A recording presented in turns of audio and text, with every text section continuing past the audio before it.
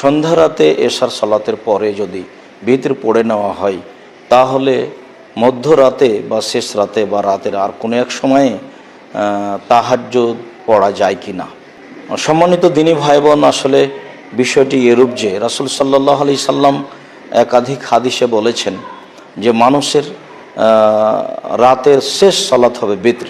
এশার সালাতের পরে মানুষ রাতে তাহাজ্জুদ পড়বে, তাহাজ্জুদের শেষ সালাত হবে বিতর। নীতিগতভাবে মানুষ বিতর সালাত তাহাজ্জুদের পরে পড়বে, এটাই ঠিক।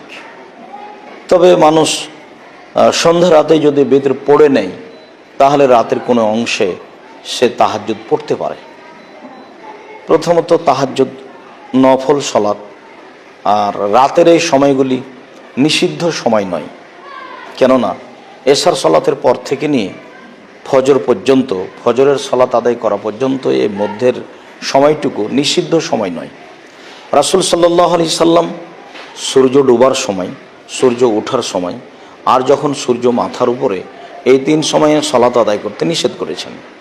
সাথে সাথে তিনি আসরের সালাতের পরে সূর্য ডোবা পর্যন্ত সালাত আদায় করতে নিষেধ করেছেন। আবার ফজরের ফরজ সালাতের পর থেকে নিয়ে সূর্য ওঠা পর্যন্ত সালাত আদায় করতে নিষেধ করেছেন। তাহলে আমরা কেউ যদি সন্ধ্যা রাতে বিতর পড়ে নিই, তারপরে আবার রাতে তাহাজ্জুদ পড়তে চাই, তাহলে তো নিষিদ্ধ সময়ের অন্তর্ভুক্ত নয়।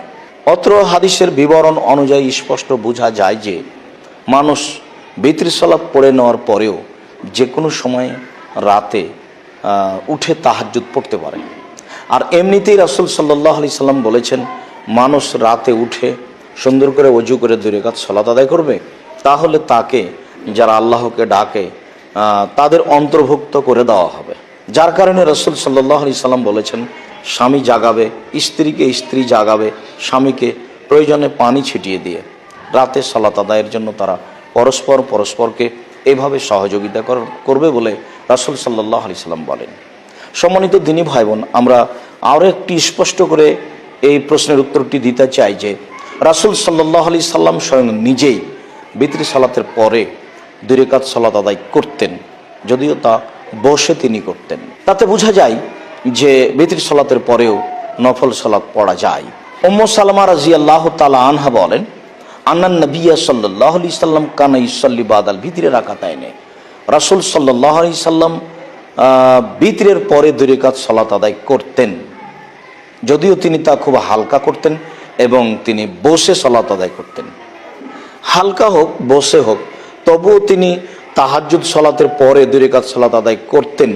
এতে তো বোঝা যাচ্ছে যে তাহাজ্জুদ সালাতের পরে সালাত আদায় করা যায়। মর্মে আমরা সকল দিনী ভাই বোনকে এ ব্যাপারে অনুরোধ জানাবো যে, বা উদ্বুদ্ধ করতে চাই যে, আপনারা রাতের সালাতে অভ্যাসী হন। অতীতের নবী রাসূল, পরহেজগার, সলেহ মানুষের কাজ ছিল রাতে সালাত আদায় করা।